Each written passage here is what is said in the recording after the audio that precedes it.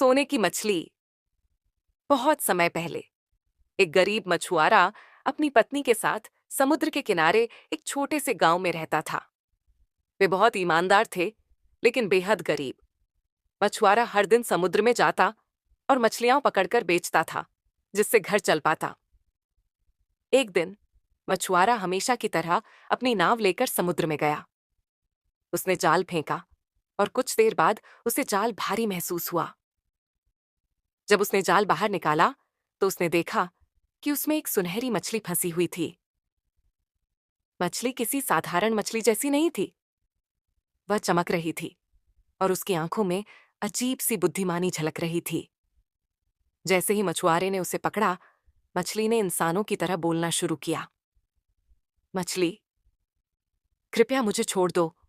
मैं साधारण मछली नहीं हूं। अगर तुम मुझे छोड़ दोगे तो मैं तुम्हें इनाम दूंगी। मछुआरा दयालु था। वह जानता था कि लालच बुरी चीज होती है, इसलिए उसने बिना कुछ मांगे ही मछली को छोड़ दिया। वह खाली हाथ घर लौट आया। जब उसने अपनी पत्नी को यह बात बताई तो वह बहुत गुस्सा हुई। पत्नी, तुम कितने मूर्ख हो। वह कोई साधारण मछली नहीं थी।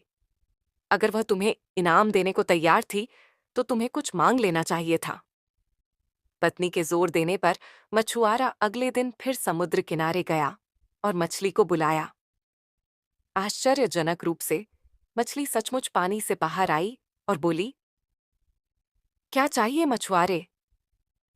शर्मिंदा मछुआरे ने धीरे से कहा, मेरी पत्नी चाहती है कि हमारे पास एक बड़ा घर हो। क्या तुम हमारी मदद कर सकती हो? मछली मुस्कुराई और बोली, जाओ, तुम्हारा घर अब बड़ा और सुंदर हो चुका है।